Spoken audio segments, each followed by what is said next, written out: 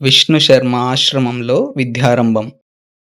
మగధ సామ్రాజ్యానికి రాజధాని పాటలీపుత్రం. ఆ రాజధాని నగర శివార్లలో గురుకుల ఆశ్రమం నిర్వహిస్తున్నాడు విష్ణు శర్మ. అద్భుతమైన ప్రకృతి సౌందర్య సోయగాలతో, పచ్చని చెట్లు, పరిశుభ్రమైన వాతావరణంలో ప్రశాంతతకి, పవిత్రతకి ఆలవాలమై కనువిందు చేస్తోంది విష్ణు శర్మ ఆశ్రమం. ఆ ఆశ్రమ ప్రాంగణంలోని ఫలవృక్షాలు, పుష్పలతల వద్ద సహజ జాతి వైరులైన మాధ్యాల శునకాలు, మర్కట మండూకాలు, మూషిక వాయసాలు,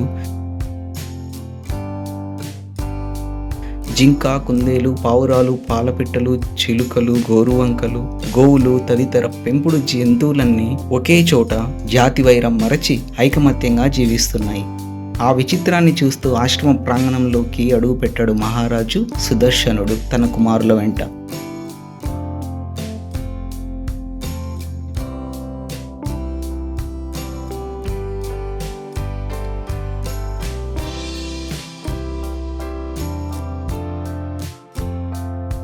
అంతలో చిలుకమ్మ అరుగు మీద వాలి, గురుదేవా గురుదేవా, మహారాజు గారు వారి కుమారులు మీ దర్శనార్థం వచ్చారు అని చెప్పింది.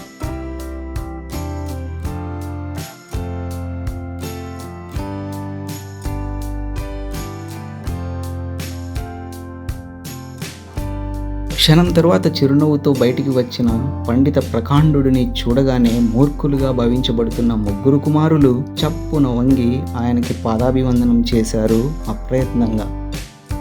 విజయోస్తు, సమస్త శాస్త్ర విద్య విజ్ఞాన వినయ గుణసంపన్న ప్రాప్తిరస్తు అంటూ ఆశీస్సులు అందించాడు విష్ణు శర్మ. మహారాజు చేతులు జోడించి నమస్కరిస్తూ, వేద విద్య విశారద, మోగ జీవాలను సైతం క్రమశిక్షణలో పెట్టిన మీ సామర్థ్యం అనితర సాధ్యం. మా మనోవాంఛితాన్ని మీరు మాత్రమే నెరవేర్చగలరు అన్నాడు వినయంగా. విష్ణు శర్మ మందహాసం చేసి, మీ అభిమతం ఏమిటో మాకు అవగతమైంది మహారాజా. మీ పండితులు వారికి ఉన్న పాండిత్య ప్రావీణ్యాన్ని మీ పుత్రుల మీద బలవంతంగా రుద్దడానికి ప్రయత్నించారే గాని వీళ్ళ మనస్తత్వానికి తగ్గట్టుగా తమ విద్యాబోధన విధానాన్ని మార్చుకోవాలని ప్రయత్నించలేదు. మీ కుమారులను మా ఆశ్రమంలో విడిచిపెట్టి నిశ్చింతగా మీ రాజమందిరానికి వెళ్ళండి. 6 మాసాల వ్యవధిలో మీ పుత్రులను సర్వనీతి పారంగతులుగా, సకల శాస్త్ర భాషా కోవిదులుగా తీర్చిదిద్ది మీ వద్దకు పంపిస్తాం అని వాగ్దానం ఇచ్చాడు విష్ణు శర్మ. మహారాజు తన కుమారులను విష్ణు శర్మ చేతుల్లో పెట్టి నిశ్చింతగా తన రాజధానికి బయలుదేరాడు. నాయనలారా, ఈరోజు మీకు ఆట విడుపు, వెళ్ళండి.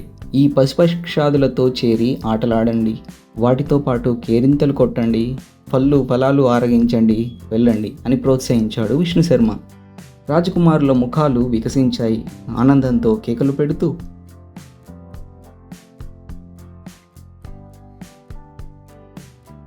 ఆ జీవుల వైపు పరిగెత్తి వాటితో కలిసిపోయి ఆడుతూ అరుస్తూ కేరింతలు కొట్టసాగారు. ఆటపాటలతో అలసి సొలసి ఆ రాత్రి ఆదమర్చి నిద్రపోయిన రాకుమారులు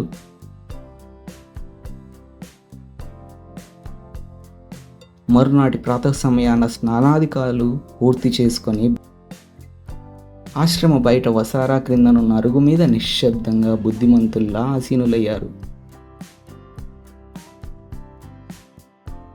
విష్ణు శర్మ సంతోషించి,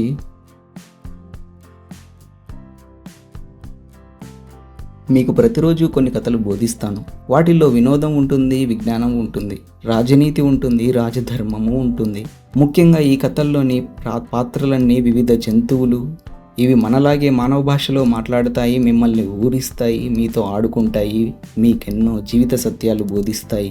కానుక రాకుమారులారా, నేను మీకు చెప్పబోయే సుహృల్లాభము, సుహృద్భేదము, కాకోలూకీయము, లబ్ధ ప్రణాశము, అపరీక్షిత కారత్వం అని పేర్లు పెట్టి 5 తంత్రాలు ఆలంబనగా ఈ పంచతంత్రం రచించాను. ఇందులో మనుషులు ఉన్నప్పటికీ జంతు పాత్రల ఆధారంగానే ఈ పంచతంత్రం నడుస్తుంది. వీటిని ఒకదాని తర్వాత మరొకటి వినిపిస్తాను. ఈ పంచతంత్రంలో మొదటిదైన సుహృల్లాభము వినండి అని చెప్పి ఇలా ఆరంభించాడు విష్ణు శర్మ. సుహృల్లాభము అంటే మిత్రలాభము, మంచి మిత్రులని పొందడం, మిత్రుల ద్వారా ఉపకారం పొందడం, మిత్రులకి ఆపద సమయాల్లో సహాయపడటం, మంచి వాళ్ళని మిత్రులుగా చేసుకోవడం, ఇదే మిత్రలాభం.